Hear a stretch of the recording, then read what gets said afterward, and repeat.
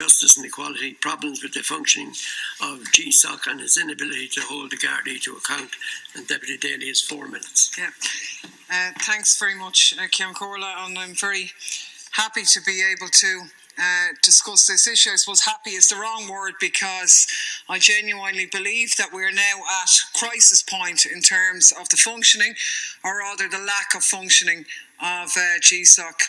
I have come to the conclusion that the departure of Simon O'Brien will represent a turning point in that organisation, and we've gone from a position where maybe a year ago knowledge of Gsoc and who they were and what their task was becoming much more into the public domain. But now we have many citizens, and now under the new regulations, Gardaí themselves going to Gsoc with serious concerns of matters of Garda malpractice, incompetence, failure to investigate crime properly, and these people are not being dealt with effectively. And I just want to maybe give a couple of examples. Now, I know my colleague Deputy Wallace has mentioned on a number of occasions the very shabby treatment of Garda whistleblowers by Gsoc. And I just want to again reiterate that case, that more than a year ago, Garda Keith Harrison's case was referred to the internal Garda, the new Commissioner, Noreen O'Sullivan, that was sent on to Gsoc last summer. In September, this man met Simon O'Brien, the leading commissioner, for 4 hours in Galway.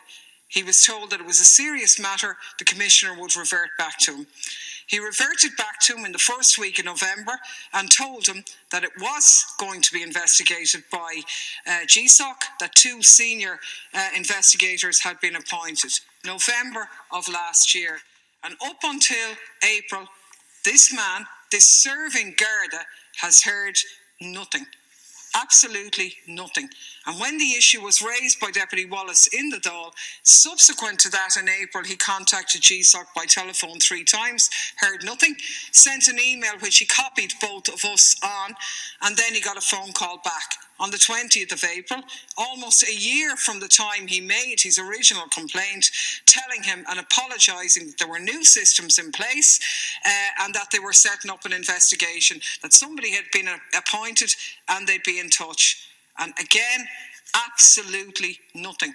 And during that time, this serving Garda, who lives down at Boreen in Donegal, had a patrol car, and the nearest station is 25 kilometres away, making a 50-kilometre round trip 20 times between January and May. He's had his post opened. If he had been suspended from duty, he'd be on full pay. He's been out sick by the stress of the situation, and his pay has been reduced. So if this is the manner in which Gsoc are treating a Garda whistleblower, how much worse is it for members of the public? And I do think there's a double standard, Minister, between the very quick and speedy investigation that was launched into Gsoc, generally at the behest of the GRA and AGSI, into the tragic death of the Garda in Donegal, who'd been investigated by Gsoc, and the lack of investigation into other cases that were heard. We have a real problem here. The consistent and unrelenting mantra from the GRA and the AGSI against Gsoc is simply an intolerable situation. So you have a Garda body and the representative organisations of the Guards constantly publicly undermining that organisation. The organisation itself has lost the confidence of the public, whether it's that they don't know what to do or that it's been set up to fail and is not constructed properly, is in some ways neither here nor there. The reality is it's not functioning, and the Gardaí aren't being called to account, and the public have lost confidence in both it and Gsoc itself. Thanks, Deputy Minister. You have 4 minutes to reply.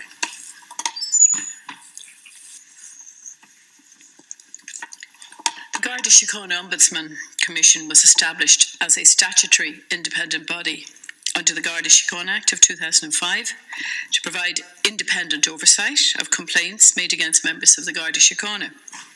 It commenced operations on the 9th of May 2007, just 7 years ago, as you know. The Garda Act stipulates that Gsoc is independent in the exercise of its functions, and I, as Minister, have no role in the processing of of individual complaints, as you know, which are referred for investigation. Indeed, it is this guarantee of independence, I would say, which is the hallmark of effective oversight.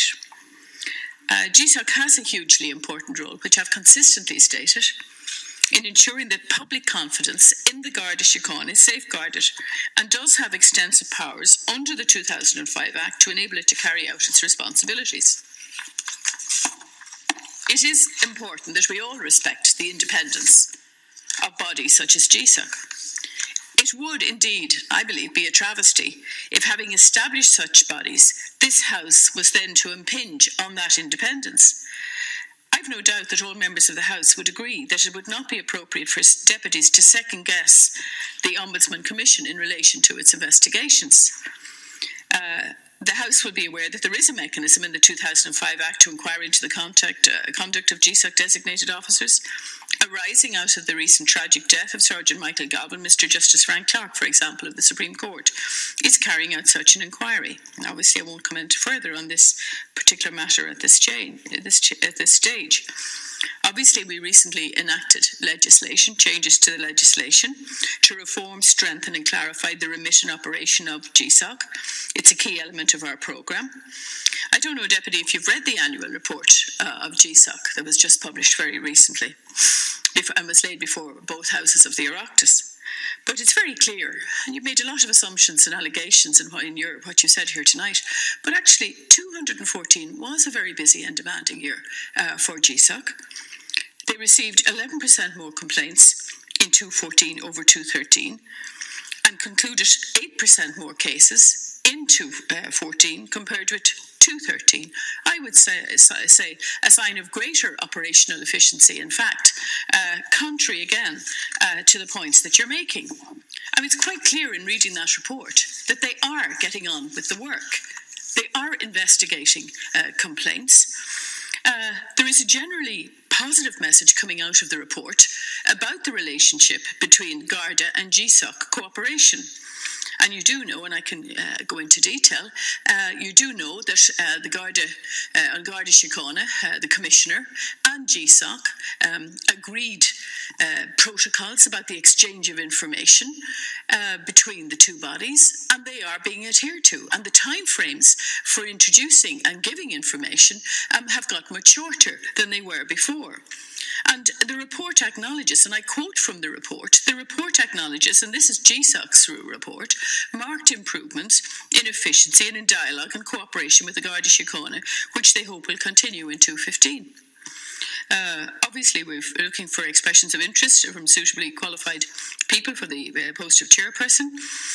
And I would reiterate that the government remains committed to implementing a programme reform in the whole area, and I know you have a very deep interest in this issue of policing and justice, and I will continue to be fully supportive of Gsoc. I've shown that by the increased funding, the recruitment of staff, which is going on to carry on their investigations. All of that work is ongoing as we speak. I replied to the two cases that Deputy Wallace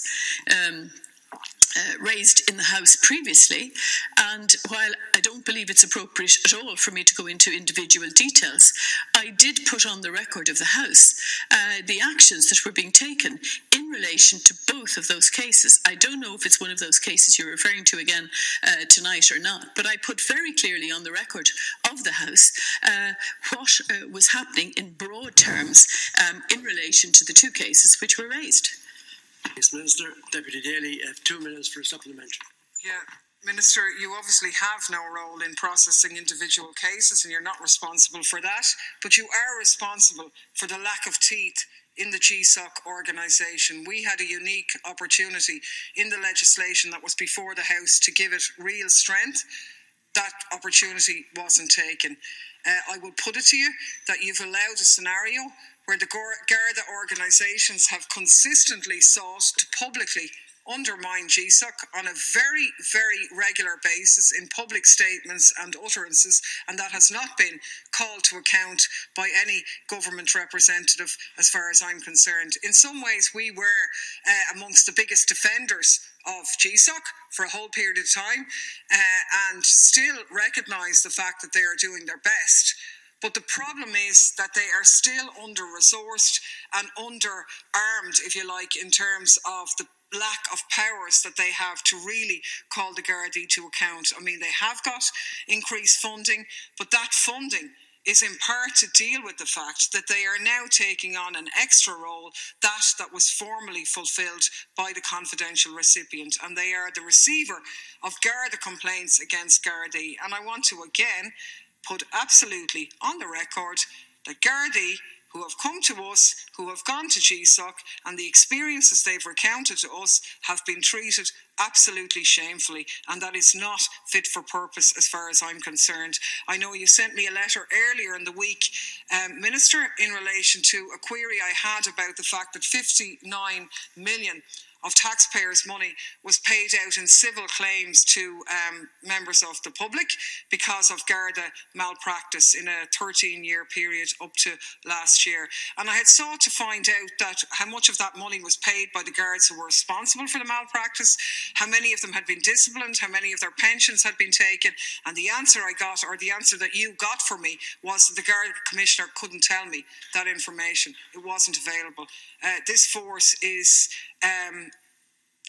behaving in an improper manner if we can't access that very legitimate information that's there. And while we point to new protocols and a better functioning of Gsoc, I don't see that. I mean, Deputy Wallace dealt with my own case here, but I have a case with Gsoc which is now 2.5 years old. It's not exactly a rocket scientist type of case, and I still haven't got an answer from Gsoc to that complaint, and I'm aware of many of my constituents who've similarly been to them and they haven't got it either. So that anecdotal and very real evidence of real people's experiences has to be factored into this debate, and I want to again say that I think we have a serious problem here and it needs to be radically and independently addressed.